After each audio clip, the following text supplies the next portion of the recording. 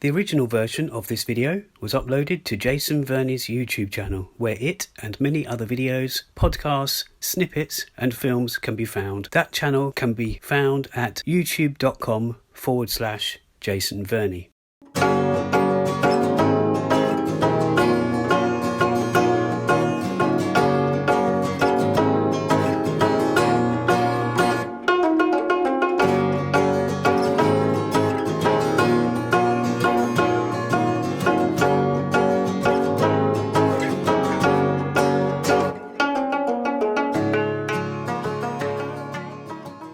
This is the Not So Korean podcast, and I am Jason Verney. And this is Timothy Ohm. In this podcast series, we talk to one another, and sometimes with special guests, about what we know about Korea, what we don't know about Korea, what we want to know about Korea, and occasionally what we don't want to know about Korea. Recording live from UK's Koreatown itself, an area in and around New Malden. Yes, that's the largest Koreatown and Korean community in Europe. Let's start this episode off with a quick summary of the last few days the things we've been up to. So, Tim, what have you been up to? Well, I think you know what I've been up to because you were there as well. So we did some filming for the Korean British Cultural Exchange, also known as KBCE. Yes. And so we were filming basically what is a hanbok fashion show, and hanbok is traditional Korean clothes. And so we did this with 4 models, was it? Yeah, it's 4 of them all together. Yes, that's right. 4, I think, and maybe the person from the KBC. Yeah, it's 4. So 5. basically we just filmed them showing off or modeling their outfits, various hanbok, which were very beautiful. And I mean, you can talk a bit more about that. I agree. Obviously, I was just prompting with that. So, I found it really interesting. We're going to cover this in another episode because there's a lot to talk about regarding the hanboks that we saw. But yeah, it was a very interesting experience because it was like a fashion show that we were just in a kind of confined place, but a big place, but a confined place, nobody else there, and it was some hanboks and dresses and not even dresses that we hadn't seen before, or some styles. Do you say? Yeah. Would you say? Yeah, various different styles, both traditional and modern, actually, or modernized versions of hanbok. Some of them even looked like pajamas to me. I mean, you can see. Cover. Yeah, that's right. You may see some videos that I posted if you follow me on Facebook or Instagram. Yeah, and we might even post some others on our Not So Korean podcast Instagram or Facebook or Facebook. So keep a lookout for anything else. So I mean that project is for the upcoming Kingston Korea Festival. Chuseok. But yes, it's there's a few different things. You might recall from another episode we talked about the rice video.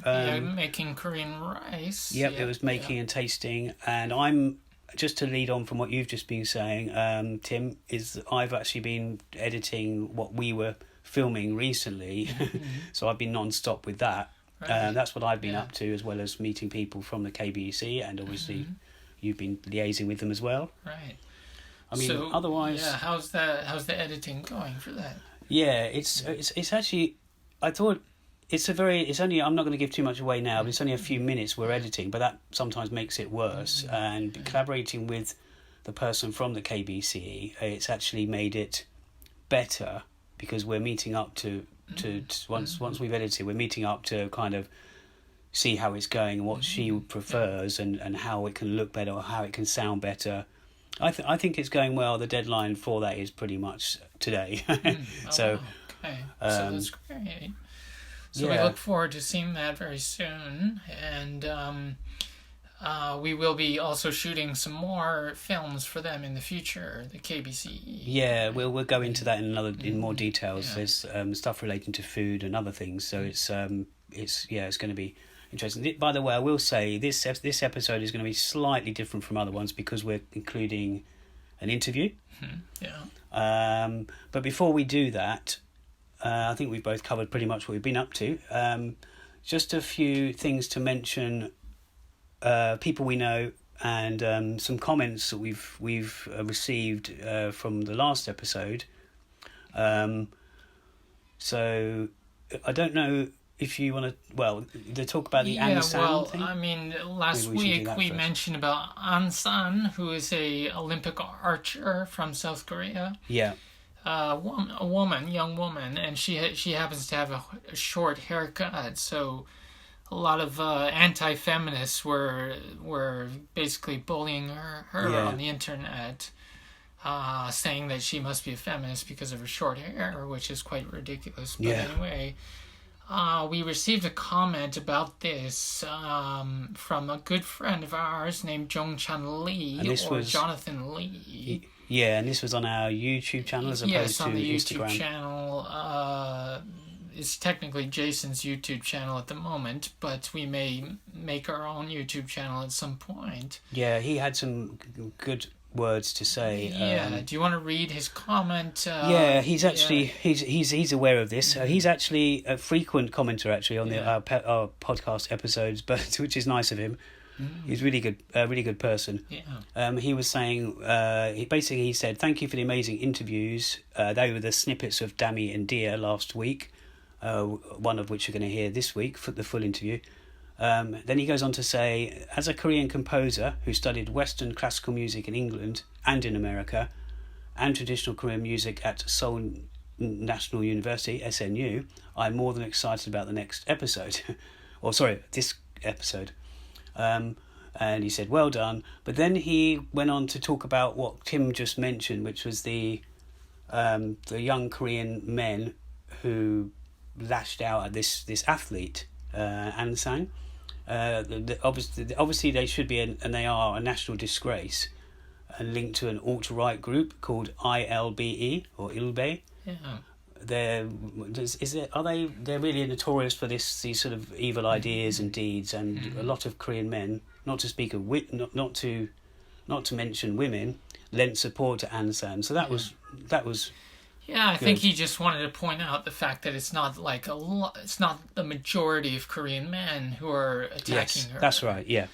She is getting a lot of support. It's just that a few men from this group, Ilbae, which is a far right wing or alt right group in Korea, who have strong anti-feminist views, that these men were attacking her. So we just need to be aware that this group is out there and what they're doing and the kind of things they're saying.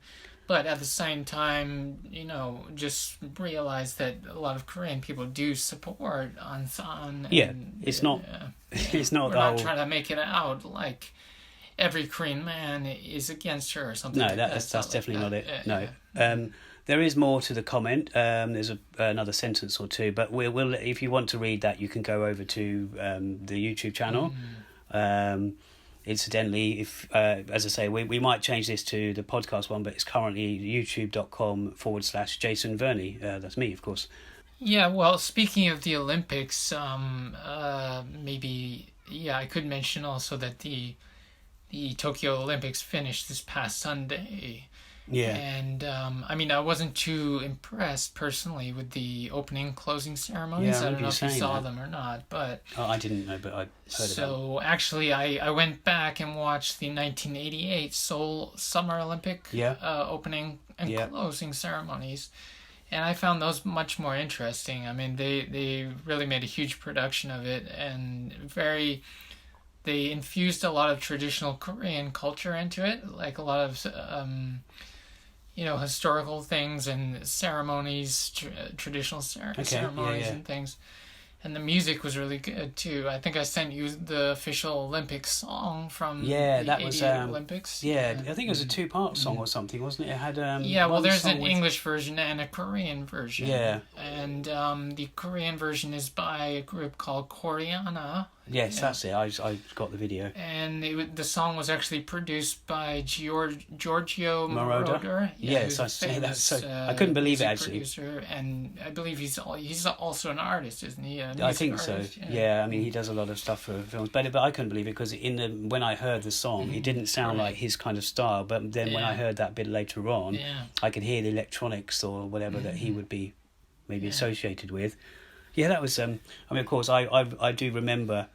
You remember the 88 Olympics? Yeah, I do. I mean, I think actually, I do remember them. I'm not going to Yeah. give away my age. Yeah. I can do, but I don't think you probably were. Yeah, I was only like a few years old when it happened, but my mother, she says she remembers watching it at the time, Yeah. and she just remembers that at the time she thought it seemed so exotic, and that Korea felt like such a far away or distant country Yeah. to her.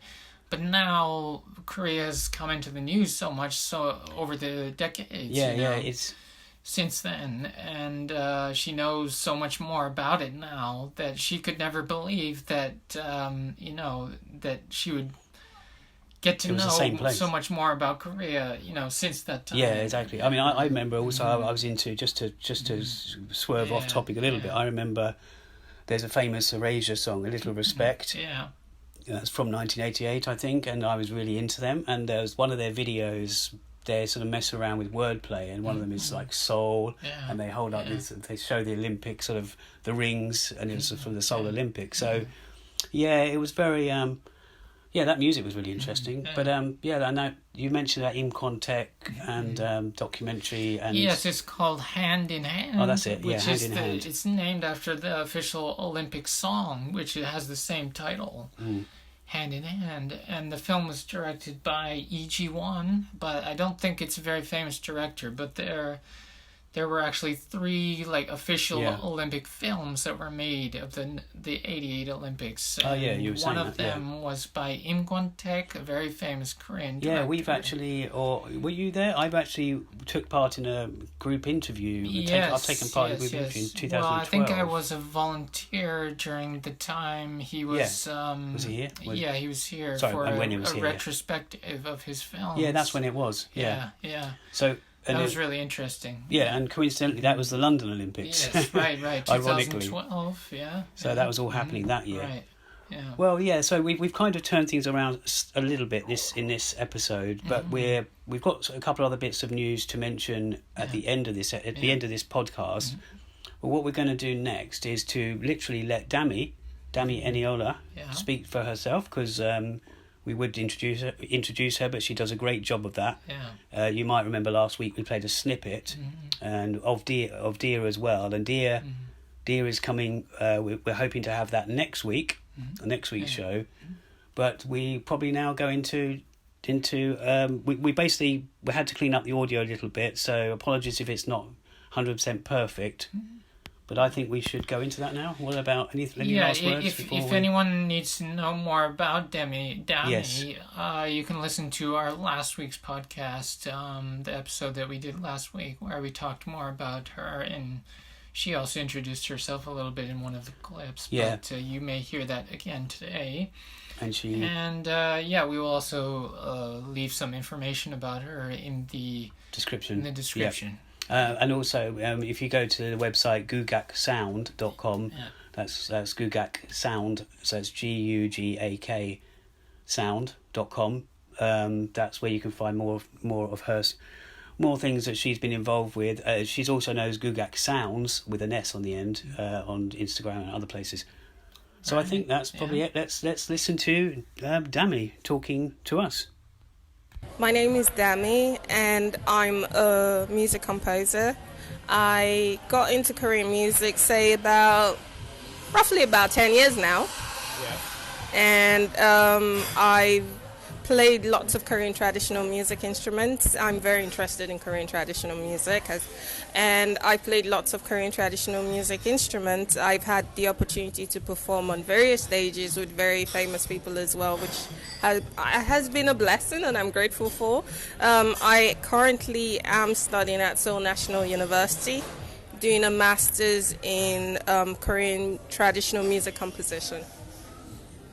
Okay, thanks very much for that. The other question I had for you, which is kind of leading on from what you just said, was your passion for Korean music itself. Do you have a date of when that kind of happened? Yeah, sure. It's quite funny because before the music obviously came the language, and before the language came the TV shows. And so I remember I was watching a very famous one, which is a very historical drama. I don't know if most people know about it now. It's called Jumong, and it was about 80 episodes or so. And throughout the story, I was really obsessed with the sounds that came out, the sounds that were used, the music sound. And I was very curious about what instrument was being played. And so from there, I realized that it was the gayageum.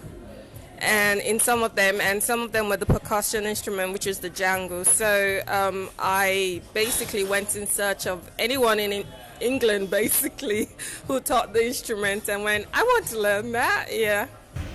Okay, thanks. And you just mentioned the language, which I know that you can speak it, but would you say you are fluent? Or would you say you are the next stage down? I would say fluent, but I'm slightly rusty now. But when you mean next stage, in a way, yes, because if I was sitting in a group of Korean people, whenever they make jokes, I can easily catch on to whatever they're saying. I'm very familiar with accents and just general daily life, the way people speak, really. Okay, we've known each other for several years, but I last met you before the pandemic and before all this happened. But we met in Korea, and you were studying at SNU, Seoul National University. You are going back there? Yes. But first of all, is there particular thing you miss from that university life, and how does it compare to SOAS or any university life you've experienced here? To be honest, while I was in SNU, I wouldn't lie, I did really miss SOAS a lot, because I discovered that even though it was supposed to be a school on Korean traditional music, I discovered that Korea is very traditional in the way they do things. And so because of that, the students' ability to kind of be different is not really appreciated, to be honest. Okay. So in some ways they felt like machines to me. So it's like push play and they'd go on and do these things. Okay. And apart from like just my tutor, who was like my composition teacher, I won't lie, I didn't really miss much of it. And my friends, I made a couple of friends. That's apart good. From that, not really much. Yeah, when I was there with you very briefly, it was only briefly one sort of afternoon, but yeah, you introduced me to some you'd met then. They were clearly not just fellow students; they were obviously more than that, friends, which is really really nice. Obviously, there's a lot of differences between a UK university and British one, but what would you say? Sorry, a Korean one and a British one. But what would be the biggest difference, do you think? I mean, you said that they were quite maybe stricter. I wouldn't say stricter. I think it's because of the culture. And I think one of the things that's missing from the universities is self-expression. So I would sit down in a class, and I noticed that everybody in the class had to accept whatever the teacher was saying. You can't really challenge the teacher or ask questions. She says that's that, and that's all. And there were times where I wanted to go like that, and the fact that everybody looked at me weird already was like, okay, I don't want to kind of stand out. The only time I discovered I was able to do that was every now and again they had international scholars, so people from Switzerland, people from France who came to talk about music. And so they'd come and speak to the students, and they'd go, any questions? And the students would be like, no. And I'm like, excuse me? And I start asking them so much questions. In fact, the actual professors became afraid of me because I was just like, so could you explain this? Could you do this? And it's like, and all the students are like, why is she talking? Yeah, I can imagine. So okay, totally different. Okay, totally different. Cool. One question I thought about earlier was we talked about before the podcast, but you had the Gugak Sounds sort of radio show, and I wondered because it was quite well known. It got got spread by London Korean Links and other places and the university, I guess. But basically, I wondered how it came about. And was it that there was? I thought maybe there was equipment somewhere and you just had access, or it was very interesting. It actually came about from the ignorance of the Korean Cultural Center. Oh right, did it? Very interesting because I was supposed to be performing and a TV show was supposed to be recording. And I remember I was supposed to be recording with Anna, who's a pansori singer. And we asked them for a pansori book. And a pansori book weighs a lot. Right. We each had one, but we didn't want to drag it all the way from SOAS to the center. And so we said to them, do you have a pansori book? And they said, oh, no problem. We do have one. Right. It's readily there. And we got there ready for filming, and we're like, oh, where's the pansori book? And you're like, here. And we're like, this is a wee bit light. And opened it and discovered it was a Salmonori book. And yes. Oh, right, okay. And I'm like, how is it that the Korean Cultural Center doesn't know the difference between a pansori book and a Salmonori book? And they're from Korea. And what are they teaching at the center?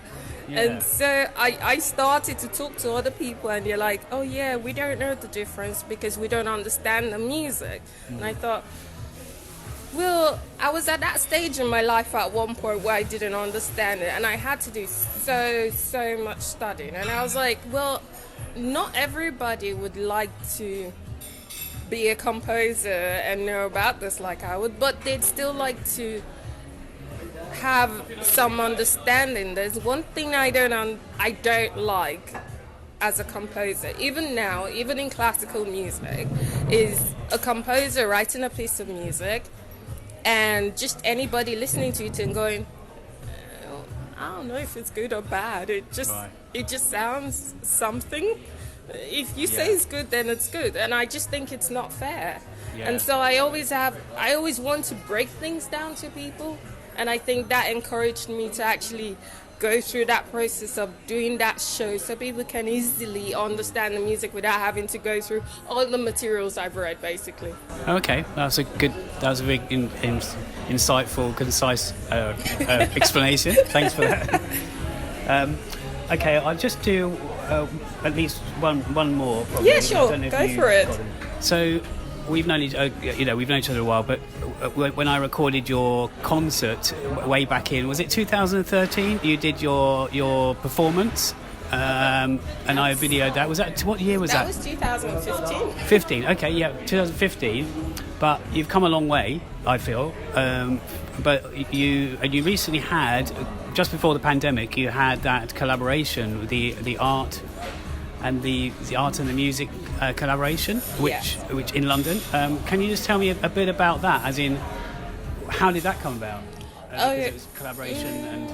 So it wasn't really a collaboration. It was my solo concert, first of all. Right. So I was the one who wrote all the music for the events. No, that's okay. And did all. No, I did all the artwork as well myself. Right. Yes. Okay. Yeah. So that show actually was me telling my experience in Korea, because as at the time I was in Korea, I'd gone through quite a huge experience, and I felt like I needed a way to actually let it all out. Yep. And so those were actually let out through the artworks, which I did. But then not only that, the music was replying to the artwork, so they were inspired by how I felt.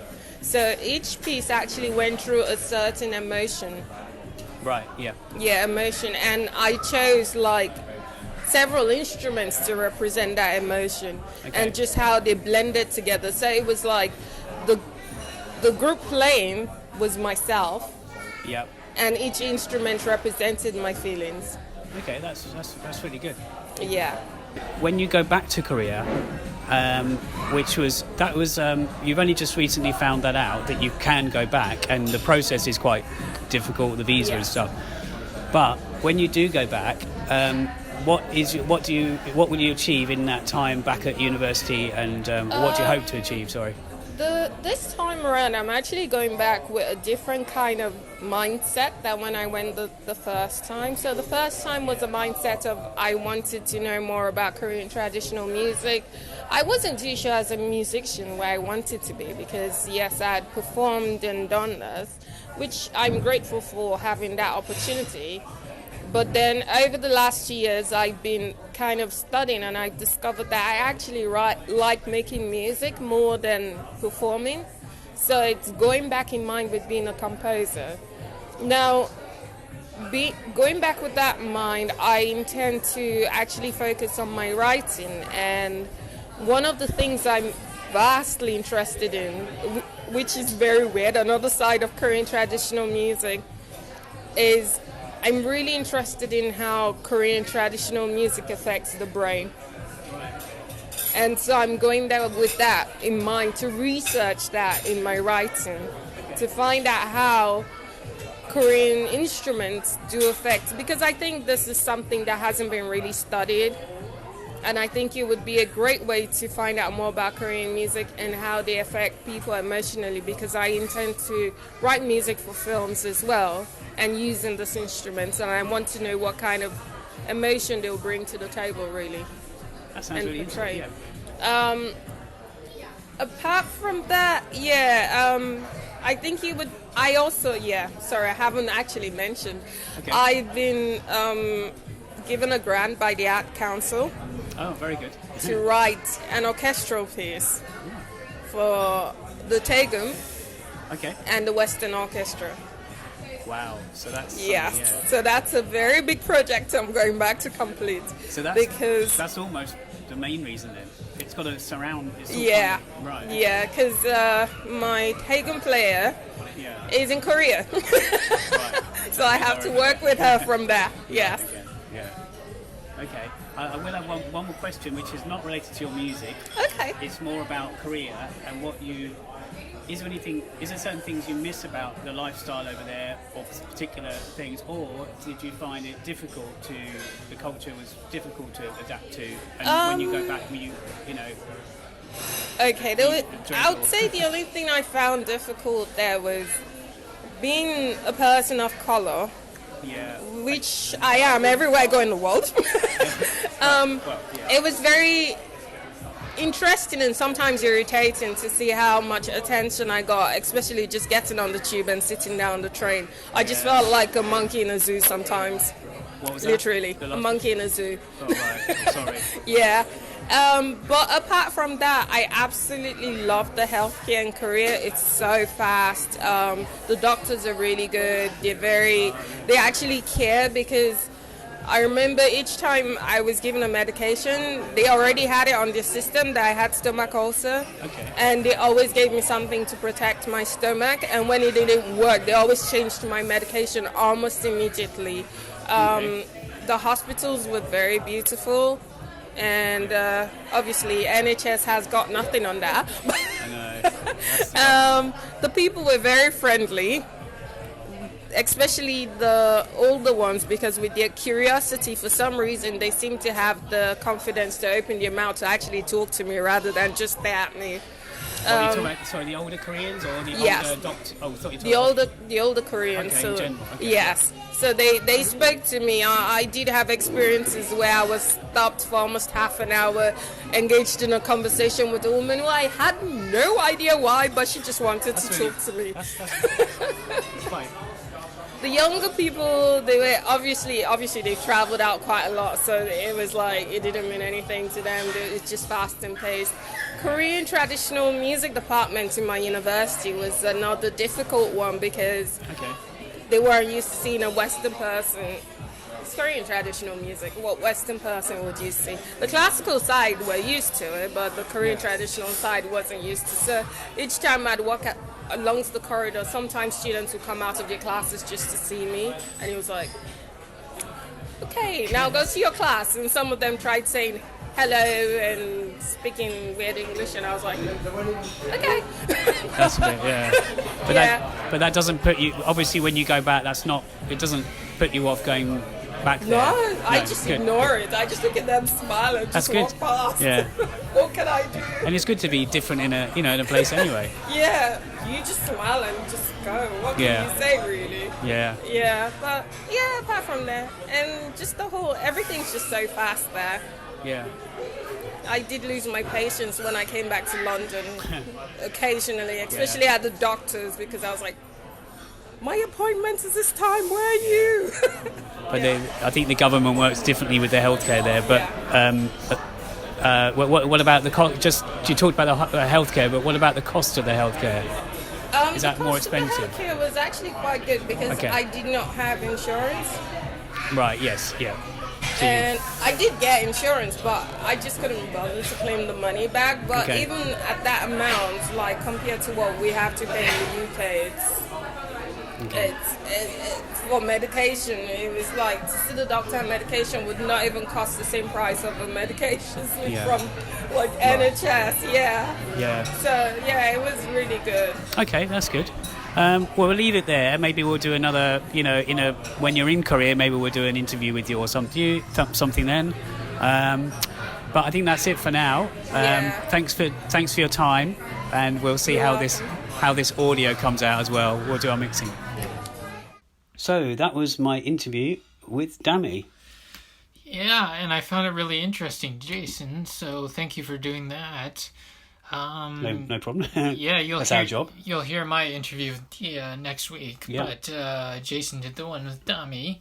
So I found it particularly interesting what Dami said about the comparison between the universities that she studied at, and also the sort of, I don't know if I can call it racism or Nationalism, maybe? Nationalism, discrimination that she Discrimination, yeah. experienced in Korea.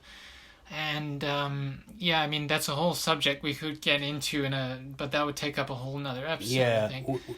But if people want to talk about this issue or anything that she talked about in her interview, please contact us through social media, leave some comments for us, or any engagement that we could get about this would be great, and we'd be happy to talk to you about it more in going forward. Yeah, even after the interview, I spoke to Dami about some really interesting topics which weren't covered, and we're going to hopefully do an interview in the future, probably a longer one, talking up all kinds of things, either retouching on what we've just spoken about, what she's brought to light to us, or new things such as more info on Korean music or classical music, or her opinions on K-pop or that kind of thing.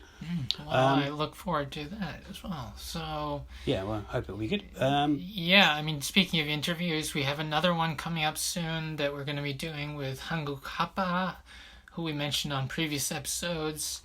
And she's a really interesting person as well. I mean, she's doing so much for the Korean community as well, including Korean food and Korean music and all kinds of different things. She was actually with the hanbok stuff we did. She was one of the models there too, so that was great. I mean, she's an amazing woman. So just to remind you as well, her name is, it's, in case it doesn't sound through audio, it's Hanguk, and then it's Hapa. Yeah, or Becky. Yeah, you can call her Becky. So she will be coming up, and then we've already recorded the interview with Dia, which will be coming next week. Yep, of course, some audio things to do with it. But So and you have a couple more things to tell us, Jason? Yeah. Just to sort of close the show, really. Talking about people we've collaborated with Hangul Papa and Dia in the past as well. We have Paul Quinn, who runs the website Hangul Celluloid.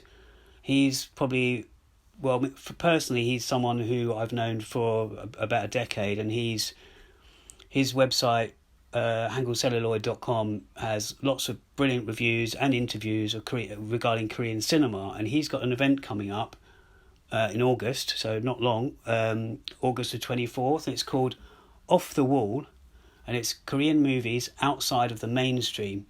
And essentially, there's an event. It's a free event, It's a Zoom call, a live Zoom call, and you can find it on Eventbrite. It's hosted by British Korean Society, which used to be the Anglo-Korean Society, but now it's the British Korean Society. And so I think he's going to talk about the different genres in Korean films, the more classic Korean films, sorry, not classic as in the old classics, but more sort of in the 90s and 2000s, not trying to, I suppose, dispel the myths that it's all Korean films are violent, which they're not. Some of the ones that get in the mainstream are, but yes, he's done sort of talks elsewhere before, and he's done intros and sort of speeches and talks again at the Korean Cultural Centre, UK. So we're looking forward to that. I'm definitely going to be attending.